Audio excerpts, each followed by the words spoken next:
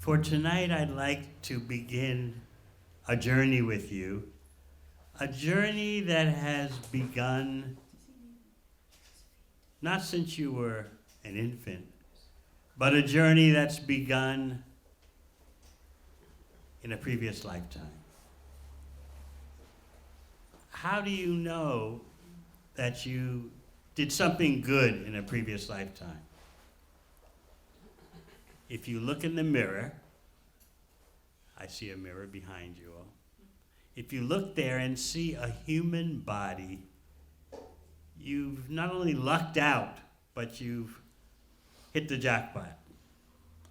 So the yoga texts explain to us that all life forms have consciousness.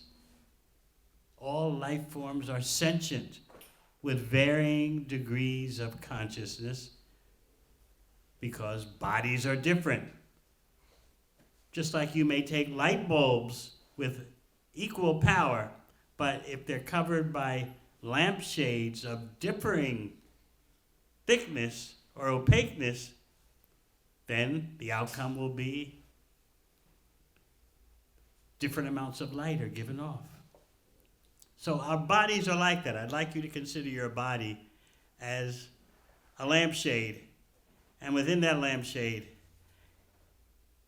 is a bulb, a light bulb of consciousness, which is equal in all life forms.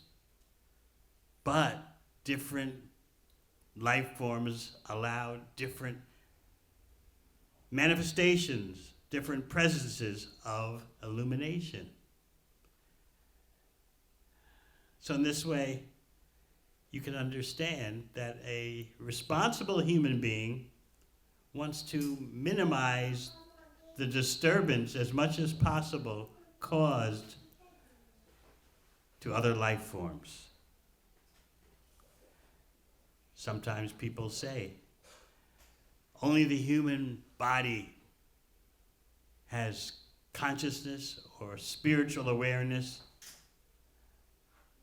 But if you look at a little child, I hear a little child, what is the difference between the consciousness displayed by a little child and a little pet? Of course, the child's body will grow and allow more consciousness to be manifested. But if you look at a 2-year-old child and look at a little pet that you may have, a furry pet, there's not much difference at the 2-year-old stage of a human being. So the intelligent person starts to think about this. Why, of all the different types of bodies I could have gotten, why is it I have a human body? So that's where we'd like to start our journey.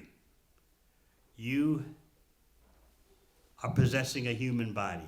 You've got the best equipment, ordinarily speaking, that nature can offer. Your body allows a maximum display of conscious awareness. So the question then is, what do you do with that advanced awareness that the human body gives you? Should you just pursue the same goals that our four-legged friends pursue? Or should you have a higher purpose? When you look at the basic material activities common to all life forms in some way or another, you see they're fourfold. All life forms have to eat some kind of way, sleep some kind of way, procreate, generally speaking, in some kind of way, and fend for themselves, defend themselves. If our use of the human body is just to do those 4 activities, but in a more sophisticated way, this is a great waste. Before we go back in time, before you entered your mother's womb, let's talk about what's happened to us since birth, since childhood, during childhood to be more precise. Our mind is loaded up with all kinds of conceptions and ideas that they've been downloaded into us from relatives, society, school, that you should be doing this. If you want to be successful, you should be like that. Happy people do this. Satisfied people do that. So all this impetus has been downloaded into your consciousness since birth. At some point, though, maybe it started in your teenage years. For some, it could have started earlier. At some point, you start wondering, what's the good life? And how to feel good? Especially when you're a teenager, you start wondering, how do I feel good? And we do various activities that the crowd is pursuing because we want to feel good. And then you get a little older. Maybe by the time you're 30 years old and you've kind of burned yourself out on the party trail. When you're around 30 or so, you start thinking, I want to do good. And a little more time passes, and you start thinking, not only do I want to do good, I want to be good. Something you never thought of doing when you were a teenager. I want to be good. But in all those phases, you want the good life, whatever that is. Better you ask the question, not simply how I can feel good, do good, be good, have the good life. What about this? Why not look in the mirror and ask yourself, what is life good for? What's your answer? What is life good for? Some people say it's good for having a good time. Others say it's good for helping others. But somehow or other, there's a dissatisfaction that lingers in the back of our mind as to what is life good for. To answer that question properly, you have to ask, what is the purpose of my having a human body? Then you can start thinking about what life is good for. What is the human body especially good for? After all, you look at other life forms. They eat, they sleep, they engage in procreative activity, they defend themselves. What's the use of a human body being considered special if it's just going to do more sophisticated versions of those same pursuits shared with the animals? So when we start thinking deeply about our situation, these kind of questions arise. What is special about having a human body? So this is the challenge that the Bhakti Yoga text makes since time immemorial. No one can put an accurate date on this challenge presented in the yoga text. You have the human form of life. You must become enlightened. That is what the uniqueness of the human form of life is meant for. But do you see this goal being presented, broadcasted everywhere? No. What do people expect from their life? They expect some good times. Hopefully they hope to make some money. They hope to have a somewhat stable family life. All these things are becoming more and more difficult, as we all know. We're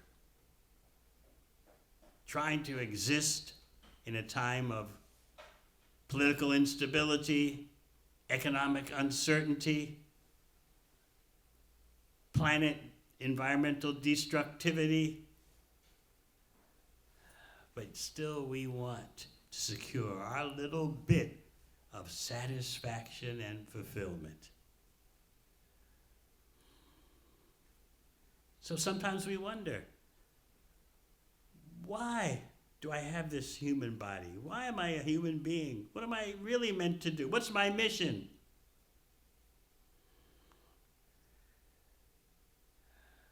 After a while, you get tired of sensuality, same old, same thing, in different packaging.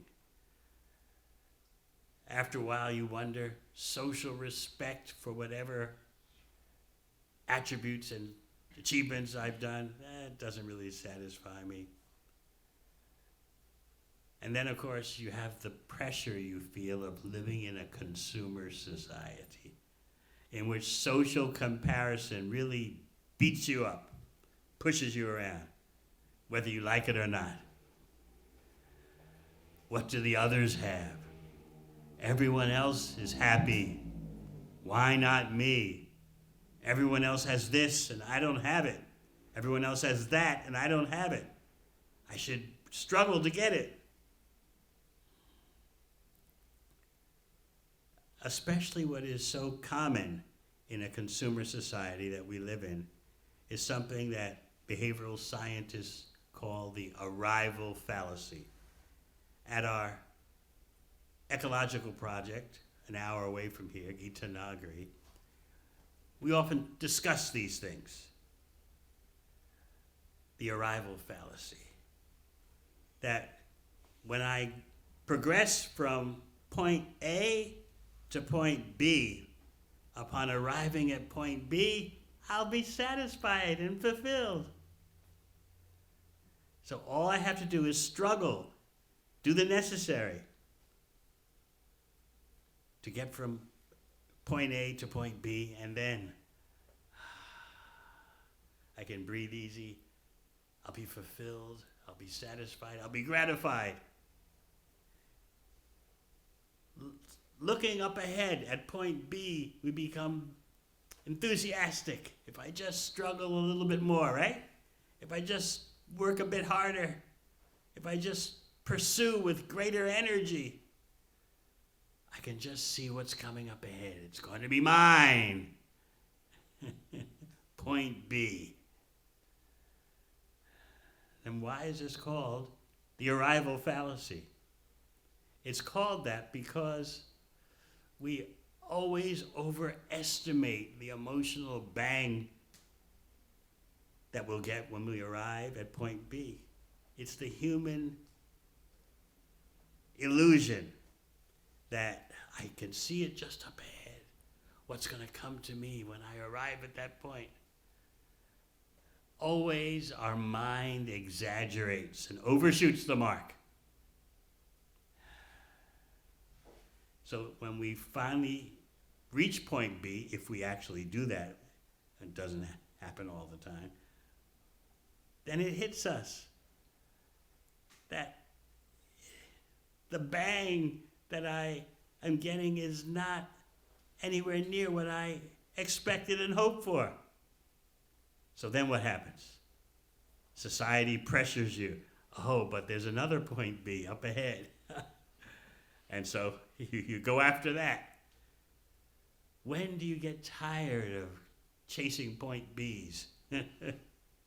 Hoping for satisfaction, gratification, fulfillment. Why is it we can't just drop this syndrome, drop this behavior, put our life on another track? But it's very difficult because we're so bombarded with social stimuli. This is what happy people do. This is what normal people do. Get with it. Get with the program. It's very difficult to resist. Because not only do you have your mind pushing you with all these conceptions that have been downloaded into you, you've also got your body pushing you. You've got the hormones terrorizing you. So you've got mental pressure, physiological pressure, social pressure. How do you stand up and truly be authentic amidst all that?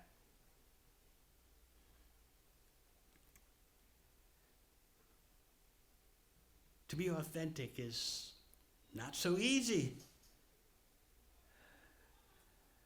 I often point out that if someone claims to be authentic, you immediately are suspicious. I mean, really, are you really what you pretend to be? And in fact, you want to grant the person permission. It's all right to fake it, don't worry. We all do.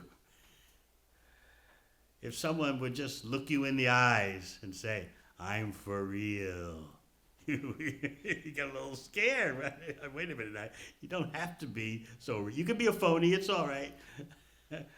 I'll still love you. To be truly authentic is impossible on the material platform. Because on the material platform, we're always being pushed around by physiological forces, psychological forces, social forces.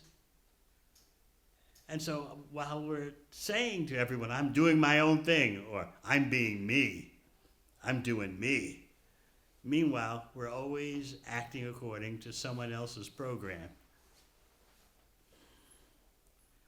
It's got to be like that. No matter how much we present ourselves as being authentic, genuine. On the material plane, it's impossible to be authentic because we cannot control our mind and senses. This is why in the prime Bhakti Yoga text, Bhagavad Gita, Krishna says, no one can be a yogi who cannot control the mind and senses. Because as long as we cannot control our mind and senses, we'll be inauthentic. We'll be carrying out the dictates of our physiology, the dictates of our psychology, the dictates of society. So here we are, with bodies that we can't control. Bodies mean senses, by the way. From the yogic point of view, a body is a bag of senses.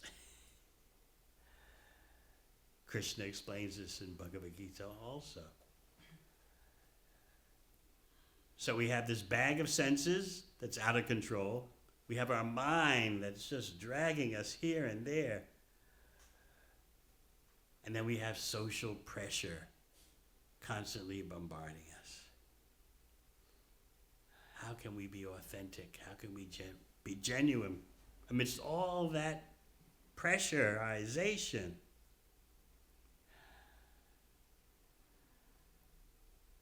But things go back in time, even past your infancy. Before you were born, you have an inheritance of karma that's also shaping your present. I hope you're starting to get a picture of how much is bearing down upon you in this lifetime. And meanwhile, we think, I am independent, I am free. All I have to do is get from point A to point B, and I'll be fulfilled, I'll be satisfied. We've got so much bearing down upon us, not only in this lifetime, but stuff that's originating from previous lifetimes.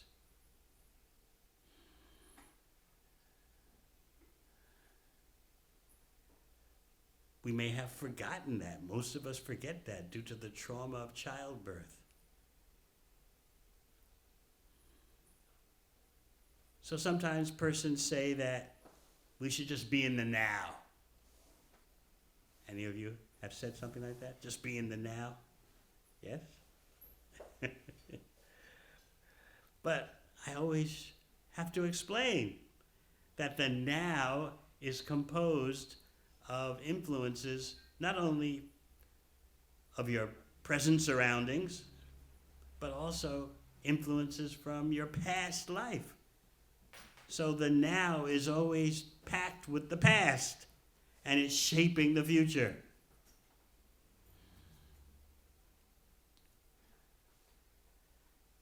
Yet we have a human body. And with that human body, if we make the right choices, we can get out of this high pressure situation by coming to the non-material plane, the non-material platform, where there is actually freedom. There can't be freedom as long as we identify with the body as the self. But the human body gives you the opportunity to be a transcendentalist, to go above the material, to go above the body and mind. And that's very important if you want genuine pleasure and satisfaction.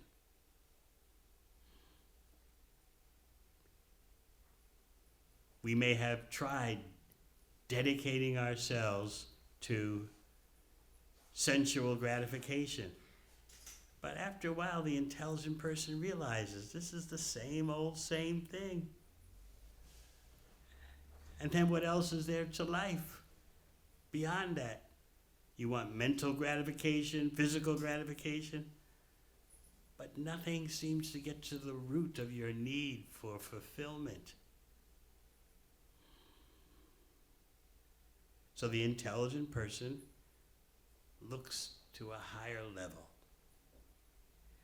As Albert Einstein is said to have said, a problem is never solved on the same level that it originates. You have to go above the problematic level. So that is the Bhakti Yoga culture, the Bhakti Yoga wisdom, the Bhakti Yoga lifestyle. You rise above this whole problem of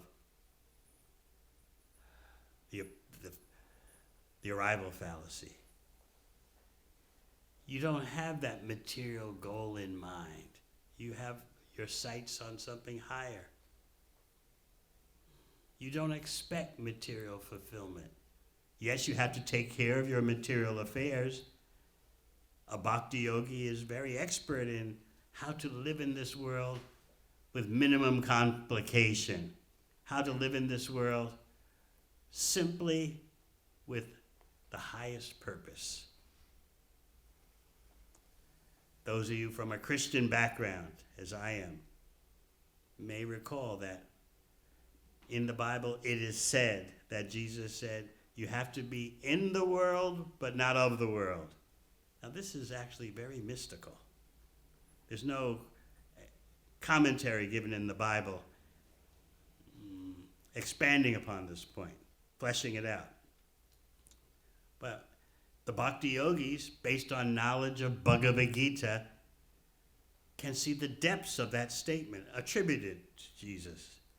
You have to be in the world, but not of the world. That's like saying you have to be submerged in the ocean, but you can't be wet. How do you do this? This is high spiritual technology.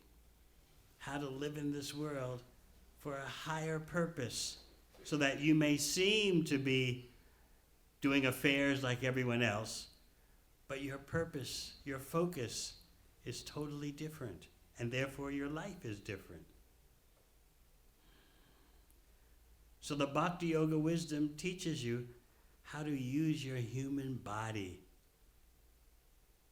for the best. Yes, our human bodies will break down. They're temporary, but you can use this temporary human body to get beyond the temporary. That's the special gift of the human body. It breaks down like a cat's body, dog body, tree body, but that human body allows you to express consciousness in such a way that you can get yourself out of the whole material quagmire.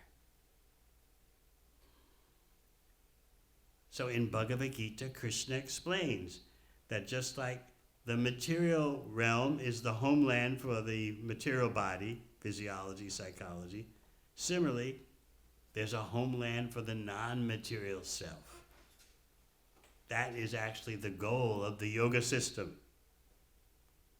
As many of you know, the word yoga literally means to link, to connect. But the big question is to link or connect with what? We need knowledge of that ultimate connection. And because we don't have knowledge of that ultimate connection, the ultimate source, we struggle pursuing so many illusory goals, illusory point Bs. And we suffer the arrival fallacy lifetime after lifetime. Another name for the arrival fallacy is emotional forecasting. Just like there's weather forecasting, in 3 days there'll be rain, or in 10 days there'll be this or that. We always do emotional forecasting. And we wind up disappointed because our forecasts are always missing the mark. Oh, I can just see it now, how I'm going to feel next weekend when I do such and such. You know, the anticipation. You work yourself into a tizzy with anticipation. When I get this, when I do that, when I achieve this, I can just feel it now. This is called emotional forecasting. And you always overshoot the mark. But what else is there to do? Even behavioral scientists who study this syndrome say they fall victim to it themselves because it's just, we seem to be hardwired in that way. We need better knowledge. The yoga text will explain to us that so much of our problems are caused by insufficient knowledge. So this human body gives you the chance for non-material wisdom, non-material knowledge, and non-material experience.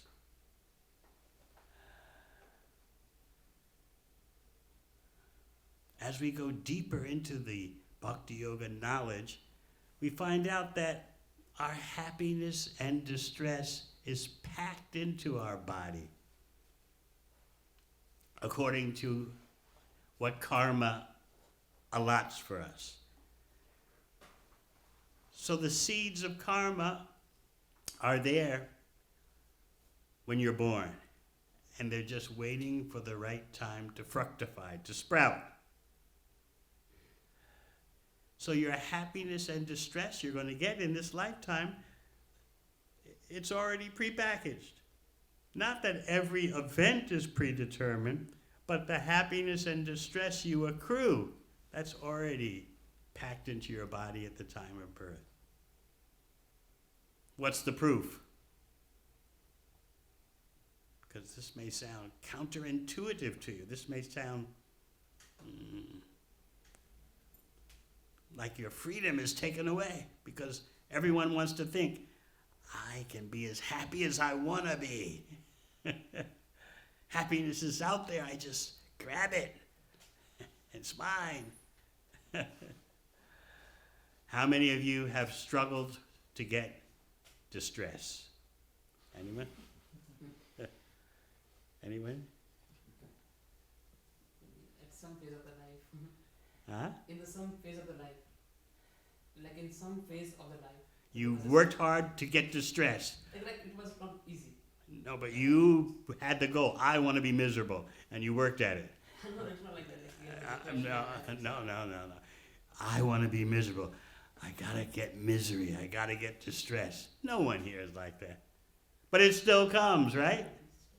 Similarly, the yoga texts say, you don't have to struggle for happiness. You'll get it, the right amount according to your karma. Wait a minute now. What are you supposed to do with your life if you're not struggling to get happiness. Everyone wants to be happy. What are you supposed to do? Just lay around and do yoga? Meditate? No, you got to get out there. This is America. Get out there. Life, liberty, the pursuit of happiness. Come on, get into it. Run the race. And then you think all these cultures in the world that have this concept of predestination, that's why they're backwards. That's why they're starving. They don't have nuclear weapons. How can they live?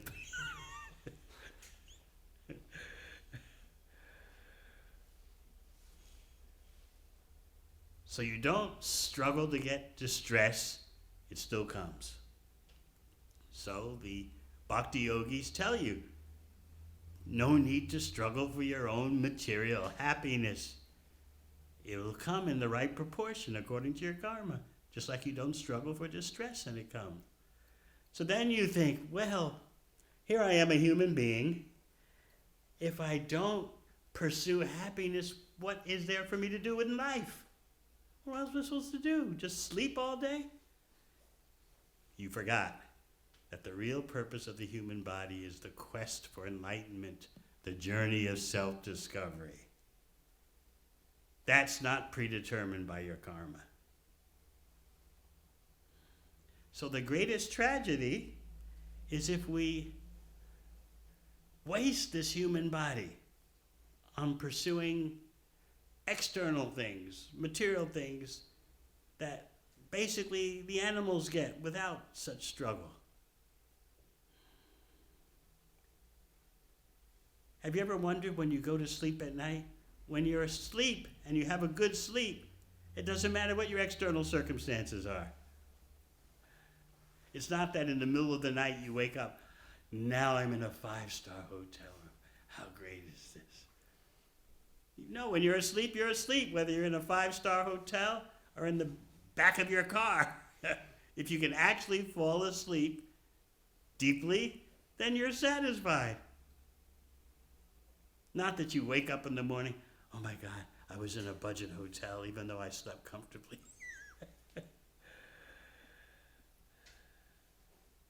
So we want some basic things regardless of the circumstances. We want fulfillment, peace, rest, satisfaction.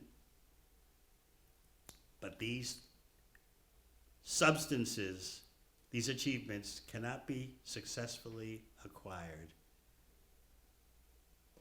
by a material quest. So the human body gives you the advanced consciousness to think about what you're thinking right now as we talk. What am I going to do? I've got this human body. How do I begin the journey of self-discovery? And Bhagavad Gita will explain to you that for countless lifetimes you've tried all the material options. Maybe some of you have had that feeling before that this is a repeat movie. I've seen this movie before.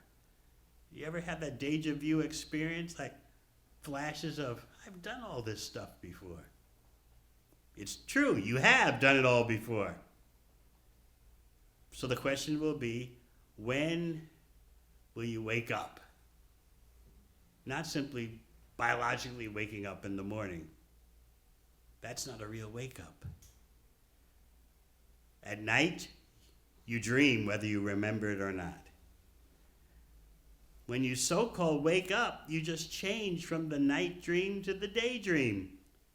You change from, at night you could dream. You are the Queen of England, the Princess of Wales, and you're floating around in your dream body trying to enjoy things. And then the alarm clock sounds and you wake up. And then what? You're in the daydream. Oh, I'm a student, got to get to class. I'm a nurse, got to get to the hospital. So you just change from the night dream to the daydream. So sometimes you wonder, is there something beyond all this? And yes, there is.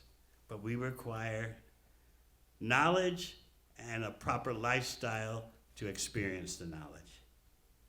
So that's what the Bhakti Yoga wisdom is giving. It's taking you back past birth into your previous lifetimes and pointing out you have a huge karmic burden. How are you going to deal with that? So we go to the conclusion of Bhagavad Gita, where Krishna says, just take up my plan and I'll take care of all your karmic reactions, don't worry. Because to deal with your karmic reactions one by one is very painful, a life of suffering. Because we've got so much coming from the past that's going to sprout in the present and the future. So we need to do some one-stop shopping to kind of get to the root of our karmic presence. And in that way, we don't have to pursue happiness. With knowledge of the non-material self and the ultimate source and the relationship between the two, we're free from the karmic load of happiness and distress. We're in a new territory. We're flying in different skies. We are in the world, but we are not of the world. So please consider, you have this human body. It brings a mandate. Just like politicians, they like to use that word mandate. I've got a mandate for the people. It was a landslide election. My mandate is to do this or do that. But humans, all of them, have a mandate. You must become enlightened. That's the unique purpose of the human body. So please think about this. You can make a difference in your life. You can steer your life in a completely different direction while taking care of your material affairs, family, work. But your vision is on something else. The prize you have your eyes on is something else. And therefore, in the future, your life is different, and in the present, your life is different. You know how to live in harmony with all living entities.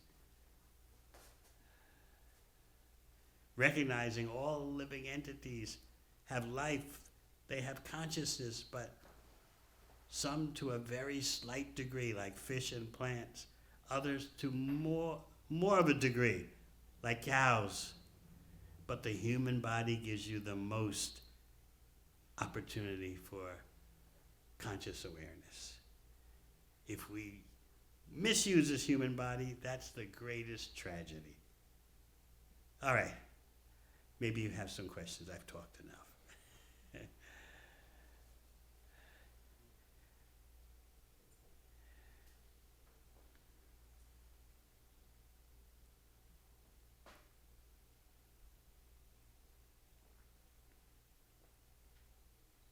Yes. Krishna also talks about like living with only like your quota to be satisfied. Can you talk about like living within your quota in this modern world? Oh, that's a very intelligent question. How do you determine what is your quota?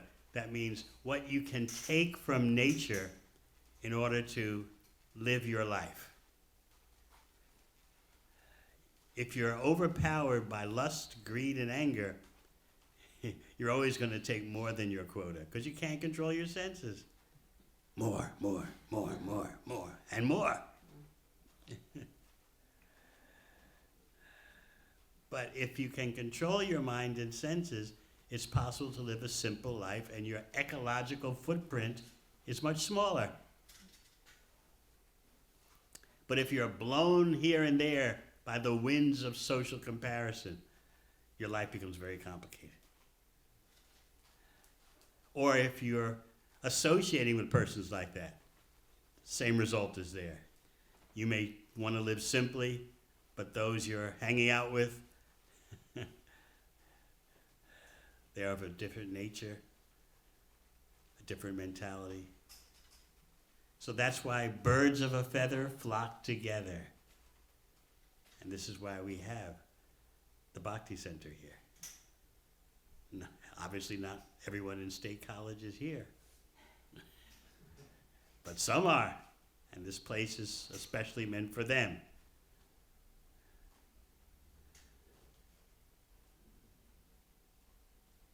So your quota can only accurately be ascertained in terms of the quest for enlightenment. Any other pursuit is a deviation of the human purpose. By thinking you are material and you'll be satisfied materially, your ecological footprint just has no limit. And you don't even care that you're destroying nature. Let the next generation figure out how to solve the problem. This is called intergenerational tyranny. The present adults have ruined the ecology, but they say, don't worry, the next generation will sort it all out.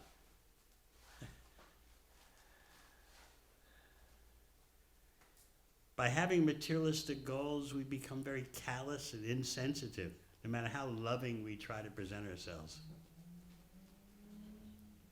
We're so destructive, all because we're neglecting the real purpose of the human body. We destroy ourselves and we destroy others, all while pursuing such artificial, such materialistic goals, which will never satisfy us. If you can realize this at a young age, you save yourself a lot of trouble. You save a lot of money, too. What do you think? Anything else? Yes. What does transcendence look like in daily life? What does? Transcendence look like in daily life. What does transcendence look like in daily life?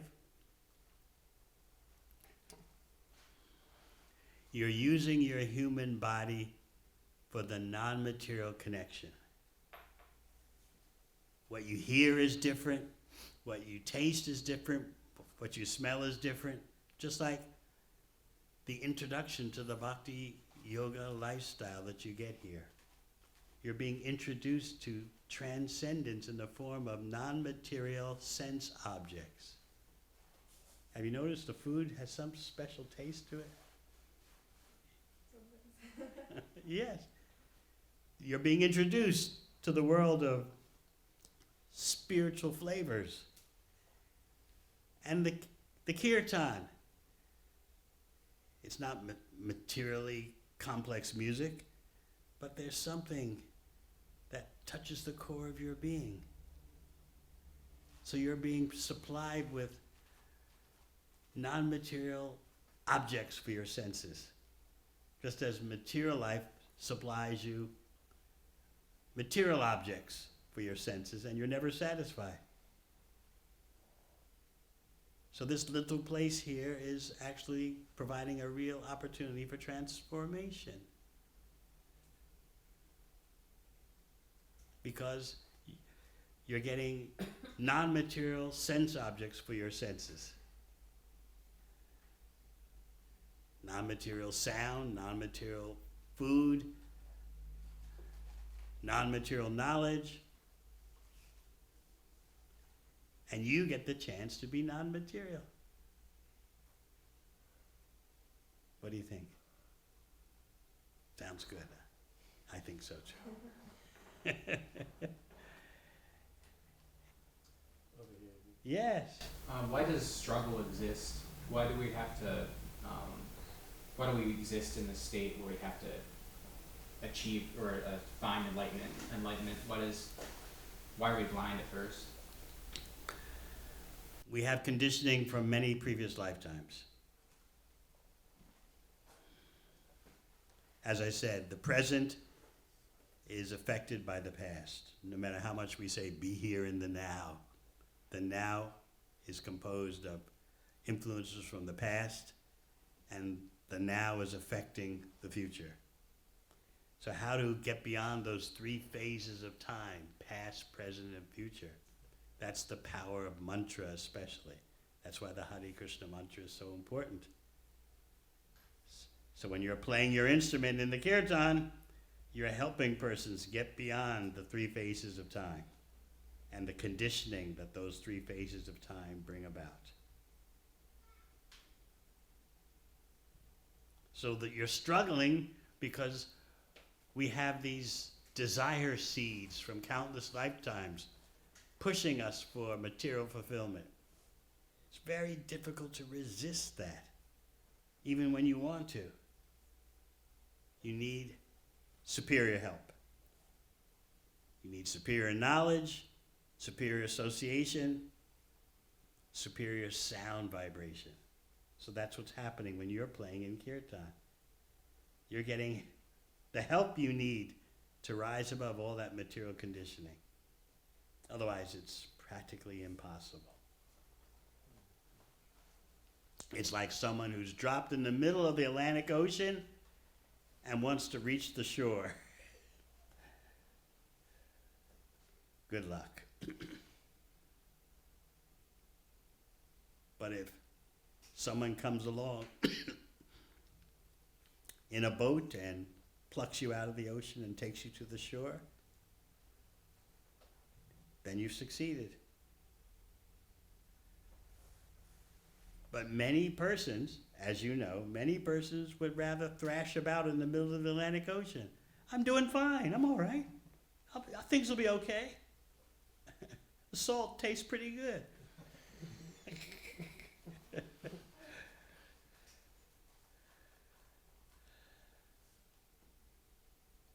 Very nice question, thank you.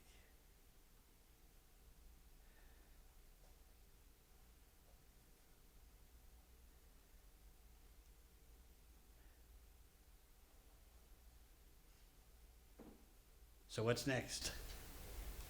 Well, we have made some dinner, of course. We would like to have some dinner that we prepared for you. Perhaps those who are feeling a little bit shy to ask the question in public could also come up and maybe see you over dinner and Sure, we can talk. inquire a little further. I can learn. I really don't want Devamrita Swami to leave, and so if you all come up and keep asking him questions, then he'll stay here forever and ever. That's the plan. Can we have a little kirtan? Okay, well, indulge me in a short kirtan. Only a few minutes, I promise, only a few minutes.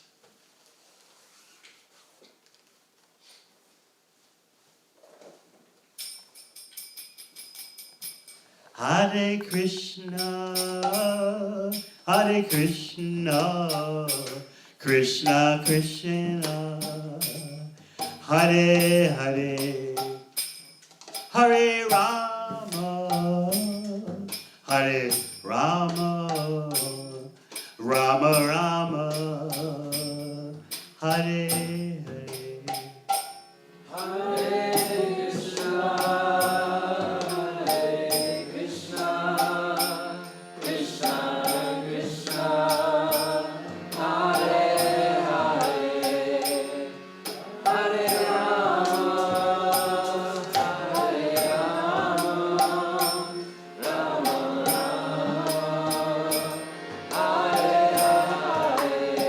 Hare Krishna, Hare Krishna, Krishna Krishna, Hare Hare, Hare Rama, Hare Rama, Rama Rama, Hare Hare.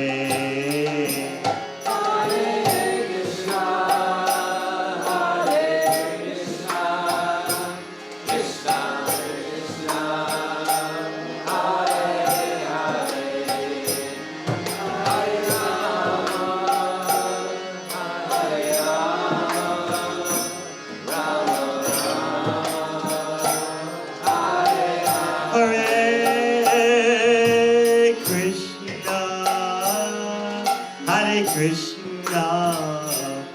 Krishna Krishna, Hare Hare, Hare Rama, Hare Rama, Rama Rama,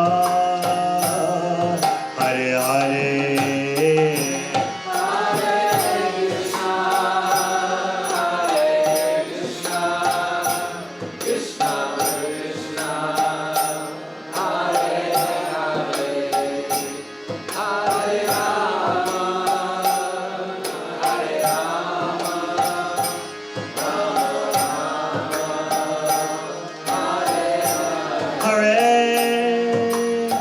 Krishna, Hare Krishna, Krishna Krishna, Hare Hare, Hare Rama, Hare Rama, Rama Rama,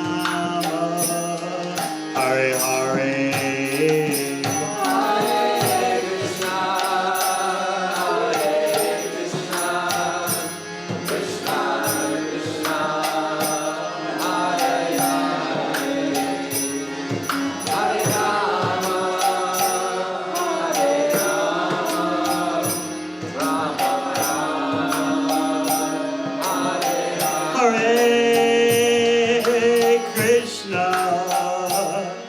Hare Krishna, Krishna Krishna, Hare Hare,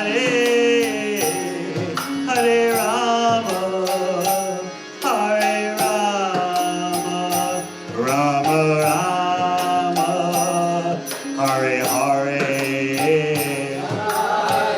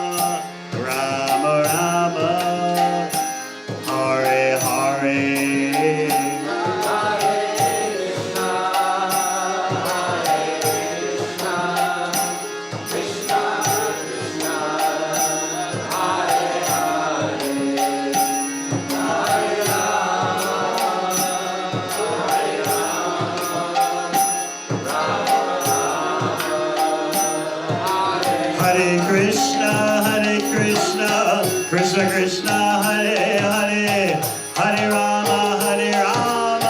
Rama Rama, Hare Hare.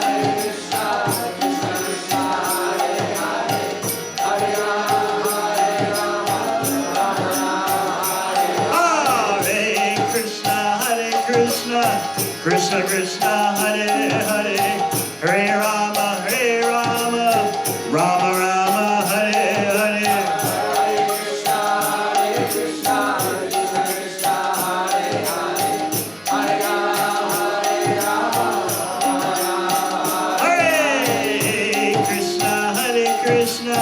Krishna Krishna, Hare Hare, Hare Rama, Rama Rama, Hare Hare.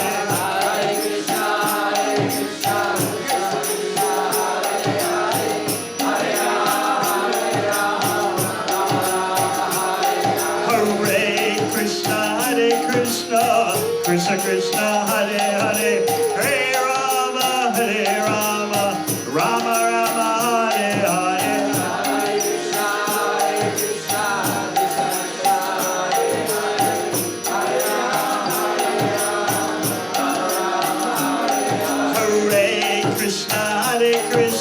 Krishna Krishna, Hare Hare, Hare Rama, Rama Rama, Hare Hare.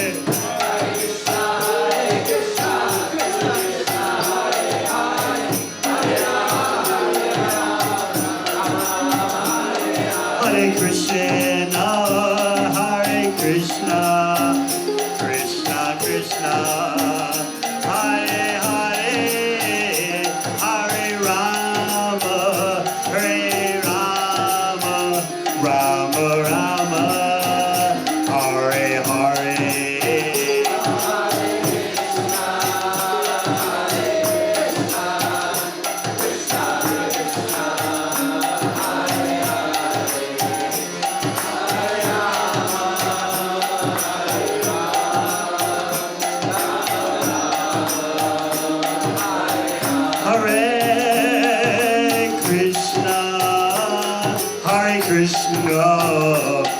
Krishna Krishna, Hare Hare, Hare Rama, Hare Rama, Rama Rama, Hare Hare.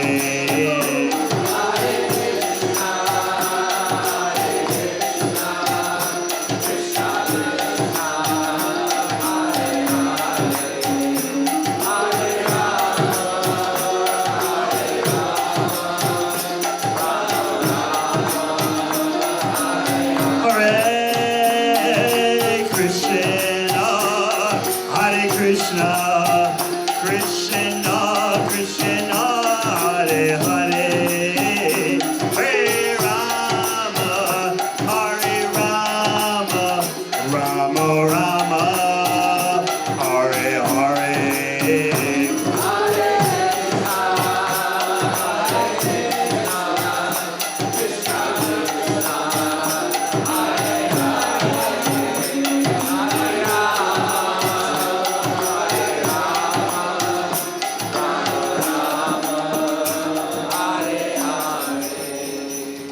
Very nice. Thank you very much.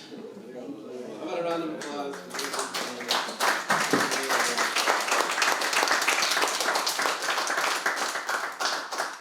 Unfortunately, we only get Devamrita Swami once a year at best, at least until someone builds an international airport at State College.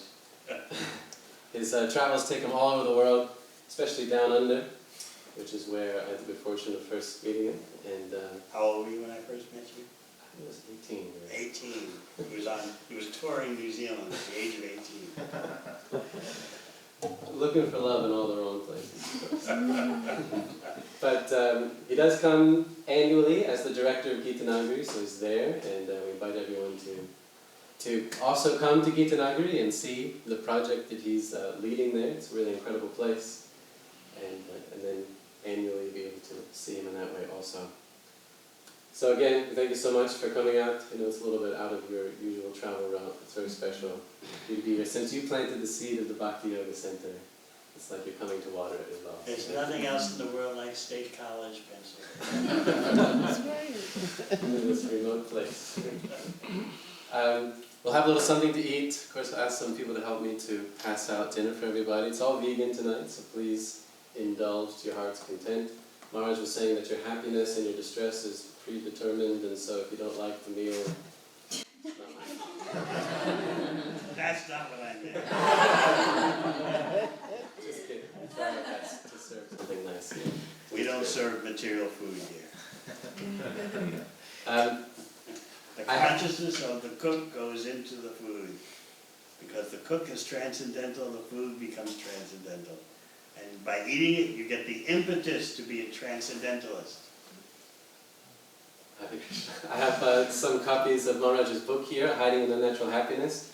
If anybody would like one, please come and see me. It's a really incredible, it's a small text, but it's a very powerful read, as you can tell just by listening to Devamrita Swami for a mere 45 minutes. He definitely lays it on thick, and so I highly recommend reading this text. Perhaps I'll be willing to sign a few copies for you if you like. So again, if you're a little shy to ask some questions, or if you thought of some more that you'd like to ask Devamrita Swami, you can do that over dinner. Those who are here for the first time, we do this every week actually. There isn't always a visiting Swami monk, but we do some kirtan, and we have nice prasadam, spiritually conscious food, and we discuss things pertaining to Bhakti Yoga, and I think it's been pretty good overall. That's why some of you are coming back, and so please join us every Thursday for kirtan here. Alright, without further ado, let's have something to eat. Hare Krishna. One more round of applause, please.